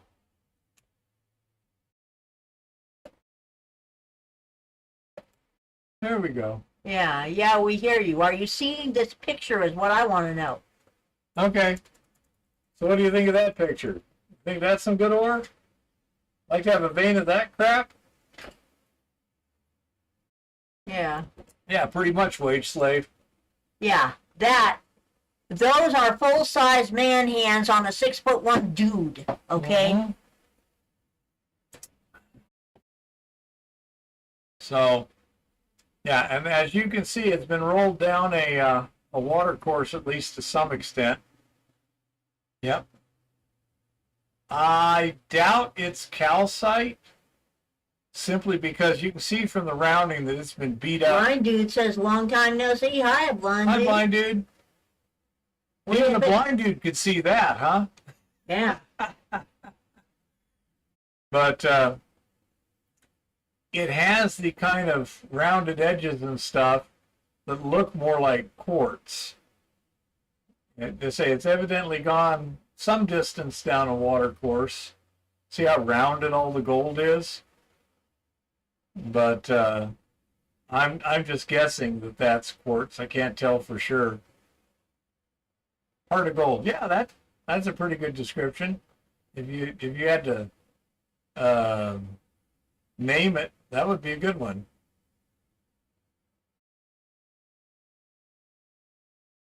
Yep. Uh, so, and if one wanted to determine how much quartz was inside that rock, you could dissolve. If it was calcite, it'd be easy to dissolve. If it was quartz, I believe you can use hot sodium hydroxide to dissolve it. I know you can use hydrofluoric acid, but that's very dangerous and difficult to use. But if you just wanted to know how much was in it, you can take that rock and immerse it in water so that you can tell how much water it displaces, and then weigh it and get you a density of the rock overall. Then you know what the density of quartz is, so you can I know calculate it's the not density. ours, blind dude. Don't I wish? Yeah, that would be worth a lot of money. Big money. Yep. Big money. I suspect if you were to take that and dissolve the rock away, you'd have a really awesome specimen, you know? And so that would be some really good stuff, you know? But, yeah, if you were mining a vein like that, those are probably crystals. And, well, I don't know. I'm looking at that. What would you guess, little one? 5 to 10 ounces in it, At least. at least. So we got $30,000. Probably $250,000 or more. Blind dude, when you figure specimen value. You know, once you cleaned it up a bit, made it all purty. Yeah, that is a nice chunk of rock there. Thank you, little one. But now we haven't hit anything like that. I've seen a couple specimens kind of that grade, although neither one was that size. But none of them were in place or any place I'd ever been. There was that guy that has that sapphire mine over here. He knows where some stuff kind of like that is down in Arizona, theoretically. Yeah. So, you know, might wind up with like working his tailings or something. Hard to tell. Anyhow, so that's something kind of cool. Anybody got any questions, subjects, or anything like that at this point in time?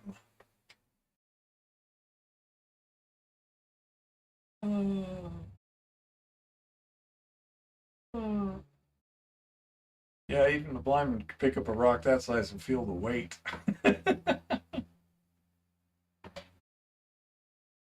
I don't know. That'd be pretty expensive for just a picture of that.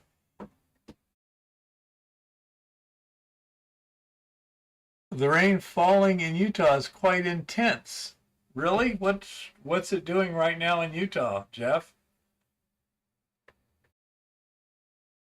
Unaware of any such incidents. I suspect the death toll from that earthquake in Asia is going to go way up. Just too many buildings came down.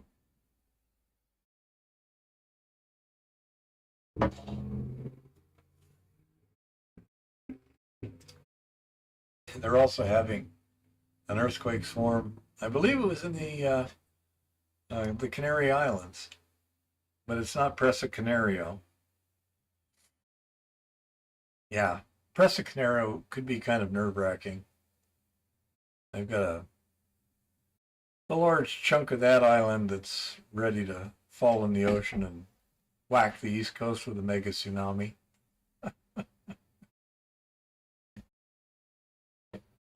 I think they were estimating the tsunami would probably be 30 to 50 feet when it hit the East Coast. On the other hand, the slope of the East Coast is so shallow they could be quite a ways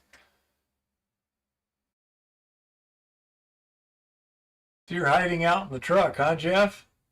Wow, be careful.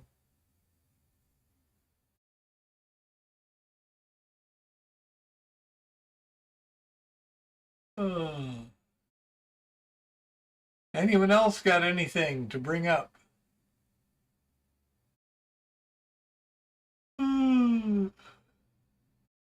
Again, I want to thank Eva for setting up the computer so I could do the voice to text thing. That speeds things up enormously. You know, apparently even Notepad has voice to text capability nowadays. Wow. Well, things have changed. Getting close, honey bunny. Yeah, it was pretty radical stuff, wage slave.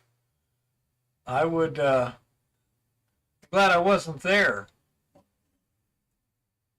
I heard that. Have you heard anything else more about this? That a lot of the buildings that came down were built by Chinese contractors. No, I haven't heard much else about that, but I'm betting. You know, so that could have some interesting effects. If it turns out the Chinese contractors were using substandard materials or doing something where they were cheating on the plans or, you know, anything like that, that could have some pretty interesting ripple effects. We shall see what we shall see. Okay, not observing any other statements or questions, I guess we'll call it a night. And we'll be back next week. Hopefully Eva will be feeling substantially better. And I'll keep trying to come up with some interesting stuff during the slow season. Oh.